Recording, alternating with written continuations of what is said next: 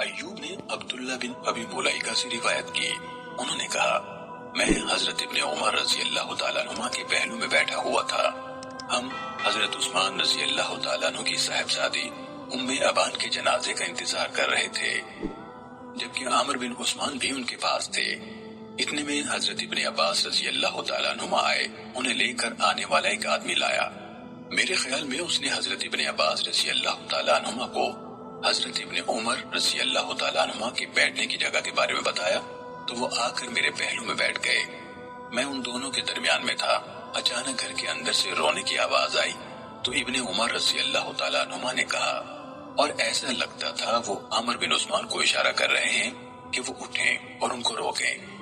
کہا میں نے رسول اللہ صلی اللہ علیہ وسلم کو یہ فرماتے ہوئے سنا ہے، بلا شبہ میت کو اس کے گھر والوں کے رونے سے عذاب دیا جاتا ہے۔ عبداللہ بن ابی ملیکہ نے کہا، حضرت عبداللہ رضی اللہ تعالیٰ عنہ نے اس کو بلا شرط و قید یعنی ہر طرح کے رونے کے حوالے سے بیان کیا۔ اس پر حضرت ابن عباس رضی اللہ تعالیٰ عنہ نے کہا، ہم امیر المومنین حضرت عمر بن الخطاب رضی اللہ تعالیٰ عنہ کے ساتھ تھے، حتیٰ کہ جب ہم بعیدہ کے مقام پر پہنچے تو انہوں نے ایک آدمی کو درخت کے سائے میں پڑا ڈالے دیکھا۔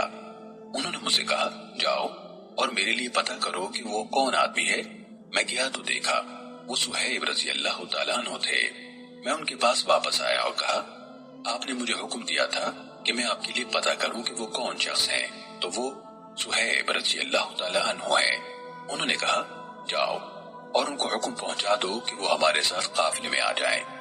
میں نے کہا ان کے ساتھ ان کے گھر والے ہیں۔ انہوں نے کہا چاہے ان کے ساتھ ان کے گھر والے بھی ہیں شامل ہو جائیں۔ بسا اوقات ایوب نے بس یہاں تک کہا، ان سے کہو کہ وہ ہمارے ساتھ قافلے میں شامل ہو جائیں۔ جب ہم مدینے پہنچے تو زیادہ وقت نہ گزرا تھا کہ امیر المومنین زخمی کر دیے گئے۔ صہیب رضی اللہ تعالیٰ عنہ یہ کہتے ہوئے آئے، ہائے میرا بھائی، ہائے میرا ساتھی۔ تو عمر رضی اللہ تعالیٰ عنہ نے کہا، کیا تمہیں معلوم نہیں؟ یا کہا تم نے سنا نہیں؟ ایوب نے کہا، یا انہوں نے اس کے بجائے اولم تعلم اولم تسمع، کیا تمہیں پتہ نہیں اور تم نے سنا نہیں کہ الفاظ کہے کہ رسول اللہ صلی اللہ علیہ وسلم نے فرمایا میت کو اس کے گھر والوں کے بعض طرح کے رونے سے عذاب دیا جاتا ہے۔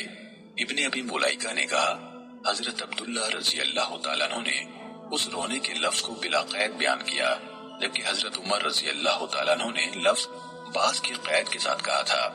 میں یعنی ابن ابی ملیکہ اٹھ کر حضرت عائشہ رضی اللہ تعالیٰ عنہ کی خدمت میں حاضر ہوا اور حضرت ابن عمر رضی اللہ تعالیٰ عنہ نے جو کہا تھا ان کو بتایا۔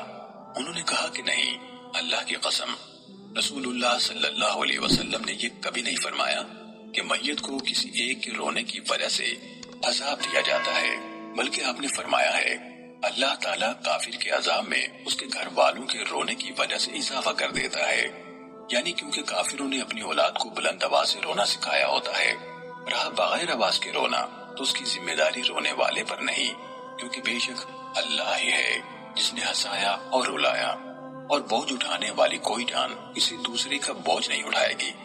آواز کے بغیر محض آنسوں سے رونے کا نہ رونے والے کو گناہ ہے نہ اس کے بڑوں کو، کیونکہ وہ بھی اس کے ذمہ دار نہیں۔